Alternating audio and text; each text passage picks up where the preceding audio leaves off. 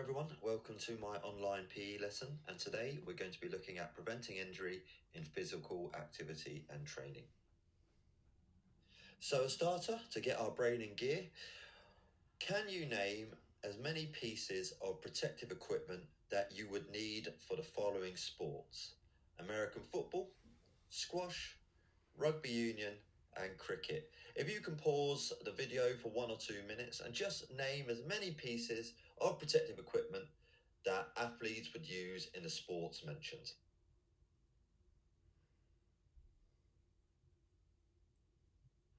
Start off with American football. They would wear helmets and they would also wear shoulder, knee, and thigh pads.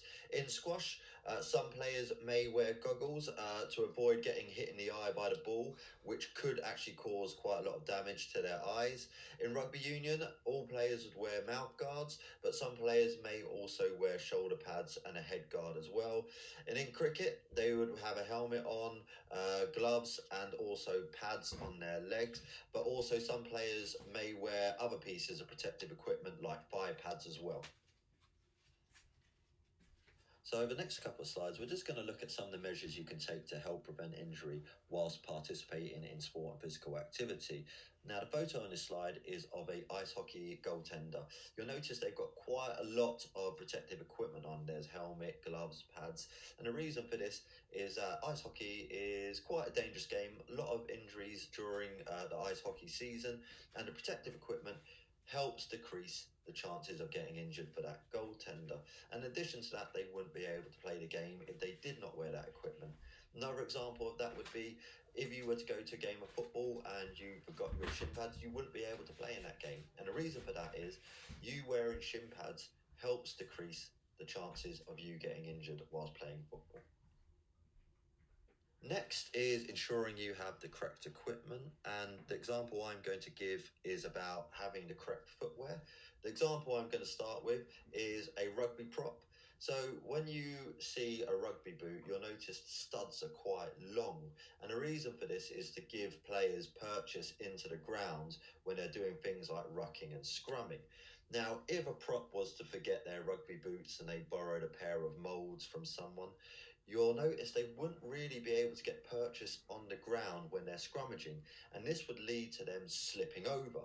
Now, slipping over in a scrum is very dangerous and can cause some serious injury, so it's vital that a prop in rugby has the correct footwear, and this would apply to most sports. So, for example, if you are playing hockey, you would need to have the correct equipment or footwear to play that game, otherwise you could find yourself slipping over and hurting yourself or potentially hurting someone else.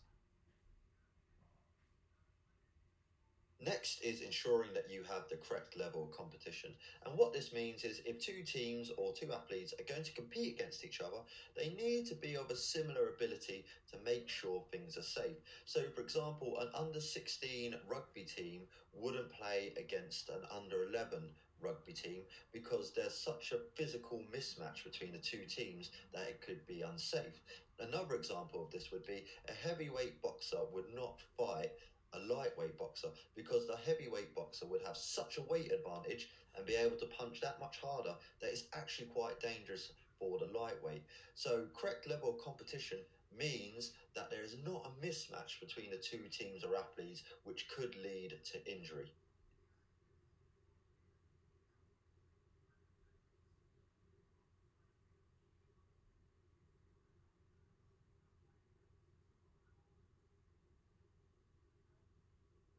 Next is lifting and carrying equipment correctly. If you look at the photo on this slide, it's of the mountain attempting to beat the world record for the deadlift, which is 501 kilograms. Now, if he tries to lift that weight with poor or incorrect technique, it's highly likely he's going to injure himself because it's such a high load. So he has to ensure that he has the correct technique to avoid injury.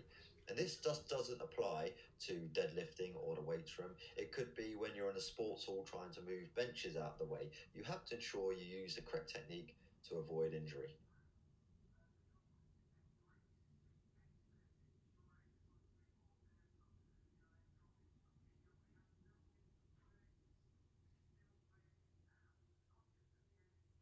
Lastly is warming up and warming down. Now, the reason we warm up is to prepare physically and mentally for physical activity. And by warming up, you're significantly decreasing your chances of becoming injured in the activity you're about to take part in. In addition to that, warming down is also quite important. The reason for that is you're getting rid of some of the lactic acid out of your body, and your body will be prepared to take part in physical activity the next day or the day after, therefore decreasing the chances of getting injured.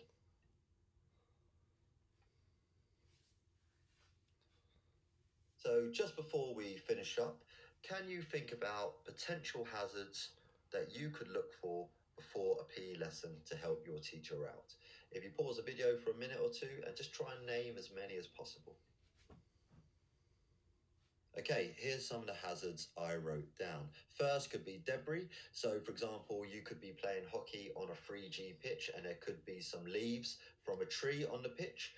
That debris or those leaves could be quite dangerous as you might slip over them and injure yourself. Next, I put holes or divots. So, on a rugby pitch, if there's a hole or divot and you are running with the ball, you could trip over that hole or divot and injure yourself. Next is waterlogged. So, waterlogged pitch and football can be particularly dangerous. In addition to that, whether it be rugby or football, making sure the goalposts are secure and safe so they don't fall on anyone or injure anyone. Next is making sure you have the correct equipment or it's not faulty and it's cleaned.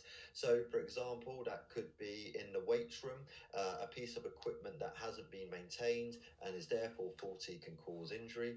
And lastly, making sure there's a lifeguard in swimming lessons just in case someone goes underwater. That is the end of this online PE lesson. Thank you for listening, and I hope I see you at the next one.